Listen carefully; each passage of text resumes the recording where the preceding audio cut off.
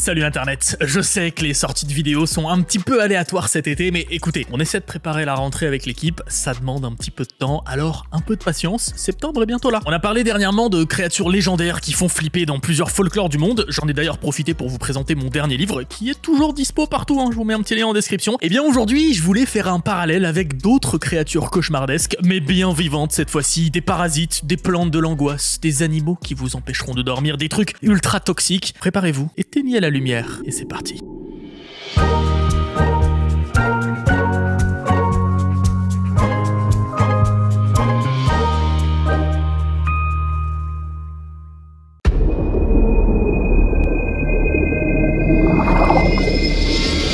Plutôt que de ne vous lister que quelques créatures infernales en vrac, j'ai préféré diviser la vidéo en 7 segments, 7 types de créatures cauchemardesques, et vous l'avez vu, on commence par la base, les trucs qui nous font tous flipper parce qu'on les connaît pas bien du tout, les océans. C'est parti pour la famille des Myxinidae, qui ressemblent à des gros vers de terre de mer, mais qui font bien partie des vertébrés, et qui mesurent entre 25 et 40 cm de long. Les myxines sont majoritairement nécrophages, c'est-à-dire qu'ils se délectent des charmants cadavres qui tapissent le fond des océans. Et si leur forme ne suffisait pas, leur système de défense unique est cauchemardesque. Quand ils croisent un prédateur qui va les avaler tout cru, ils lâchent un mucus qui s'épaissit et devient bien visqueux, une espèce de slime qui pénètre dans la bouche et les branchies de son prédateur, le faisant réfléchir à 2 fois. Si on s'enfonce encore un peu plus vers les abysses, alors je connaissais le tigre à dents de sabre, mais alors le poisson à dents de sabre, pas du tout. Et il y en a des tas, les Anoplogastères, les Evermanellidae, et comme vous le voyez, leur point commun est cette mâchoire constellée de pics à brochettes incurvés pour capturer leur proie et les guider vers leur estomac sans possibilité de fuite. Pour l'instant, on n'a trouvé aucun spécimen qui dépasse les 20 cm, mais c'est les abysses après tout. Qui sait, il y a peut-être leurs grands frères de 3 mètres de long qui sont planqués quelque part. Non mais c'est vrai, je vous rappelle que dans les abysses, on peut trouver ce genre de truc. Me dites pas qu'avec cette canne à pêche sur le crâne, cette mâchoire supérieure plus avancée que la mâchoire inférieure, le Lasiognathus n'est pas cauchemardesque au possible. Après, pas besoin d'être laid. On peut ressembler à un sac plastique qui flotte et rentrer quand même dans la catégorie truc qu'il ne faut pas approcher. Les siphonophores, tiens, un super organisme parent des méduses qui est en fait formé par des milliers de polypes qui ne peuvent pas vivre les uns sans les autres et dont le contact peut provoquer chez l'homme des brûlures. Et parmi tout ceci, on a par exemple le Physalia. Alors, que nous dit Wikipédia à son sujet? Quand tu rentres en contact avec un Physalia, douleur musculaire locale ou généralisée, gêne respiratoire, défaillance rénale. Ah ouais, ok, bon, super, hein, c'est sympa. Une autre espèce fut par exemple responsable de la mort de plus de 100 000 saumons sur les côtes norvégiennes en 2003. Bon, je m'arrête là pour ce segment, mais si les bizarreries maritimes vous passionnent, je vous rappelle quand même l'existence de ma vidéo dédiée aux océans, je vous la mets en fiche juste ici là.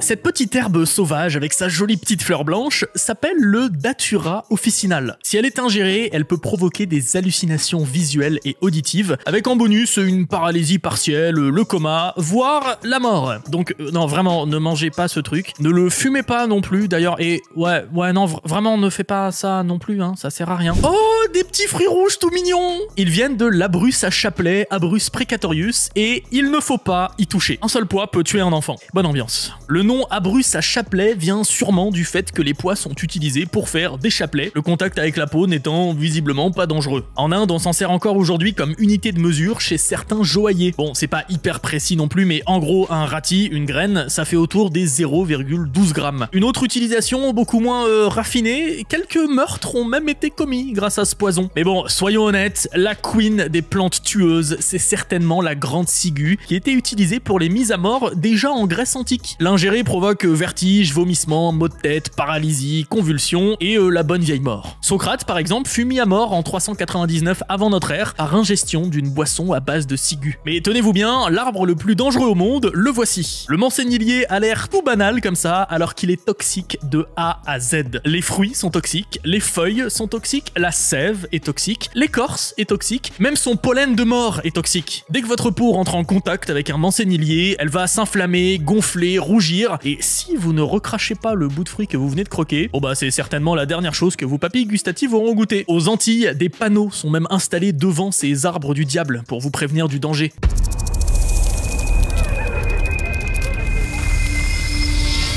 Australie. Oui, c'est cliché, mais c'est pas de ma faute. Il y a trop de trucs des enfers en Australie. Regardez-moi ce lézard cuirassé. Le Moloch horridus, qui porte bien son nom, il est horrible. Même les Australiens l'appellent le diable épineux. On a vraiment l'impression que chacun de ses pics est empoisonné, que sa bosse là est une espèce de deuxième tête de démon qui va grossir, aspirer ton âme. Mais non, il est ni vénéneux, ni magique. Alors que le scolopendre géant, lui, il est venimeux, en plus d'être horrible. Ça lui permet de facilement choper ses proies, qui peuvent être des lézards, des souris, des serpents, voire même des chauves-souris. Sa piqûre est très douloureuse, elle cause une sensation de brûlure, et même parfois des nausées, des maux de tête, ou des nécroses. Et il porte bien son nom de géant d'ailleurs, il peut dépasser facile les 30 cm. 30 cm de cauchemar. Attention, warning pour les arachnophobes, on va passer à un animal qui ressemble pas mal à votre phobie. L'amblypige a 8 pattes, mais n'est pas techniquement une araignée. Son physique, sa vitesse, ses pattes avant là constellées de pics pour choper ses proies, on pourrait penser que c'est méga dangereux, et ben que nenni. Les amblypiges sont complètement inoffensifs. Tu peux les élever, les prendre dans tes mains, ça en deviendrait presque cute. Presque quand même. Bon et je voulais absolument vous parler de deux mammifères qui me font flipper depuis que je suis gosse. Déjà le aïe avec ses grands yeux là,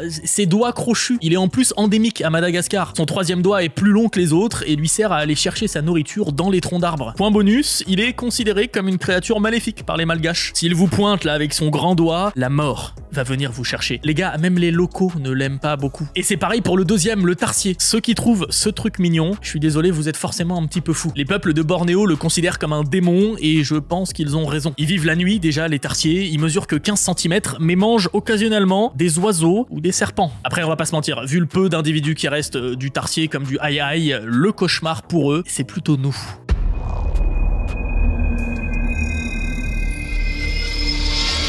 Je voulais m'attarder aujourd'hui sur des êtres vivants pas forcément dangereux, mais dont l'esthétique est si surprenant qu'ils en deviennent presque cauchemardesques. Par exemple, si vous êtes gymnophobe, donc si vous avez peur des gens nus, vous n'allez pas vraiment aimer l'orchidée de l'homme nu, qui porte parfaitement bien son nom. Clairement, ça ressemble pas à une femme, cet attribut-là. D'ailleurs, au Moyen-Âge, il était pas rare que les hommes du bassin méditerranéen consomment ces racines pour améliorer leur virilité. En parlant d'orchidée, tiens, de virilité, voici Psychotria elata, qui a un nom chaud bouillant, l'orchidée lèvre de prostituée. On pourrait croire que ce qui est rouge là, ce sont deux pétales, mais pas du tout. Ce sont deux feuilles qui protègent les fleurs avant la floraison. Cette plante est vraiment aussi intrigante que flippante. Vous avez pas l'impression qu'elle va aspirer votre âme, vous? Sinon, on a aussi Calceolaria uniflora, une fleur bien chelou, qui nous vient une fois de plus d'Amérique du Sud. Certains y voient un alien, d'autres une personne qui fait une offrande. Perso, je vois un alien qui fait une offrande. Et pourquoi l'offrande ne serait pas un bébé dans son couffin? Non, je propose parce que c'est exactement ce que je vois en regardant l'Anguloa uniflora. C'est pas glauque au possible, honnêtement. Bon, et si vraiment on veut des plantes qui semblent être des annonciatrices de malheur, Aristolochia salvadorensis pour le casque de Dark Vador, et évidemment le muflier des champs, dont les fleurs sont toutes mignonnes, mais dont les fruits ressemblent à des crânes miniatures. Quelle horreur!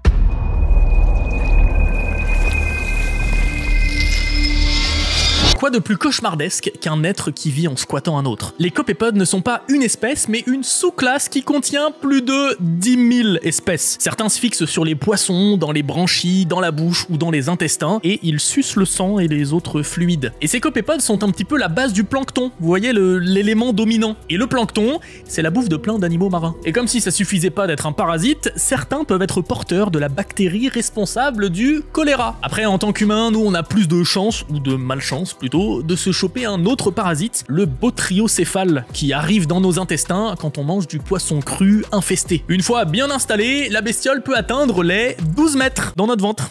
12 mètres de verre. Quand elle est seule, ça peut aller, elle provoque une anémie parce qu'elle bouffe notre bouffe. Mais si elles sont plusieurs... En plus de l'anémie, il y a risque d'obstruction intestinale, de vomissement, parce que plus rien ne passe, après tout. Un vrai cauchemar, hein, ces petits vers de 12 mètres de long. Et si on sort un petit peu de l'eau, on peut parler du Cochliomia omnivorax. Son petit nom commun, la Lucilie bouchère, et c'est une mouche. Ouais, non mais c'est une mouche, mais attention, une mouche dont les larves ne se nourrissent que de chair vivante. En gros, la femelle pond ses œufs dans les plaies, et les larves s'enterrent dans la chair pour s'en nourrir, puis finissent par en sortir pour devenir des mouches adultes. Nous, on a la chance en tant qu'humain d'avoir des mains et des doigts pour se sauver, pour se nettoyer nos plaies, mais je peux vous dire qu'un animal sauvage qui a une plaie infectée, bon courage pour en survivre.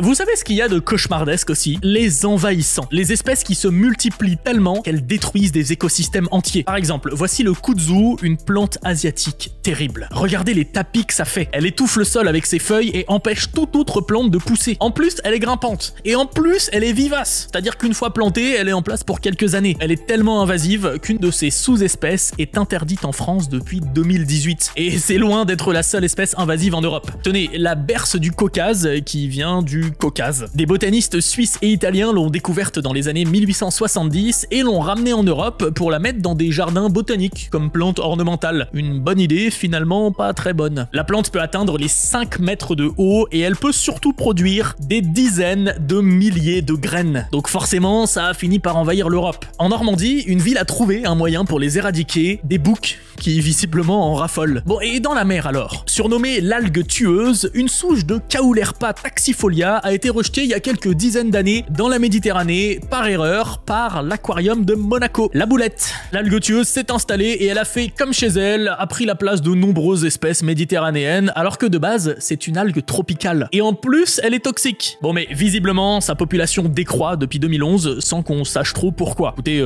tant mieux pour nous après tout. Et il n'y a pas que les plantes qui peuvent être invasives. Sur l'île de Guam par exemple, le Boiga irregularis, le serpent brun arboricole, est arrivé sur l'île par bateau, par avion, on sait pas trop. En tout cas, c'était par accident. Et il s'est très bien adapté à l'île parce qu'il est la cause de la disparition de plus d'une dizaine d'espèces d'oiseaux, dont des endémiques. Il est si motivé à tout exterminer que c'est le premier serpent que des scientifiques ont vu grimper au tronc d'arbre lisse grâce à une technique un peu de ninja là, d'enroulement comme un lasso. C'est un cauchemar le truc. Et ça me fait penser à l'exemple du python birman qui a envahi les Everglades en Floride après que l'ouragan Andrew ait détruit un élevage de ces serpents. Mais des fois, l'implantation d'espèces là où elle devrait pas être de base est complètement assumée. Genre l'escargot géant d'Afrique qui a été introduit sur des îles du Pacifique comme source de nourriture pour les habitants. Seul problème, ils ont un appétit insatiable et ils ont commencé à détruire la végétation locale. Donc qu'est-ce qu'on a fait? On a importé Euglandina rosea, l'escargot carnivore de Floride, pour qu'il mange les escargots géants. Sauf qu'il a préféré manger les escargots endémiques des îles et il a pas du tout touché aux escargots géants africains. Ou comment se retrouver avec 2 espèces invasives pour le prix d'une.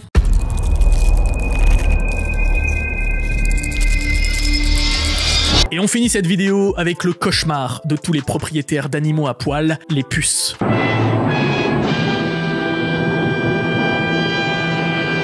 De leur ordre Siphonaptera découlent des familles, des genres et plus de 2500 espèces. Et elles en ont causé des catastrophes pendant des millénaires. Les puces existaient déjà au temps des dinosaures et avaient une taille adaptée aux grosses bestioles, puisque certaines espèces faisaient jusqu'à 2,2 cm de long. Ça paraît pas beaucoup, mais regardez, voici ma main et voici la taille de la bête. C'est énorme. Mais les puces, c'est surtout les bestioles qui ont causé les différentes vagues de peste. Genre, ces 2 espèces-là, elles sont censées être des puces de rats, mais bon, elles ont fini par s'intéresser aux humains, et boum, peste de Justinien, pendant plus de 200 ans, 25 millions de victimes. Peste noire, 50% de la population européenne décimée en moins de 6 ans. Oh mais attendez, c'est pas fini pour le côté cauchemardesque de ces animaux des enfers. Tunga penetrans, de son nom de tous les jours, puce chic qui n'est pas chic du tout. En gros, la puce femelle s'enfonce dans la peau de son hôte, boit son sang et fait des œufs. Il arrive qu'elle ponde sous la peau, mais normalement elle éjecte ses œufs dans le sol sableux. Le souci, c'est que si la puce n'est pas enlevée, la plaie s'infecte et bam, abcès, bam, gangrène,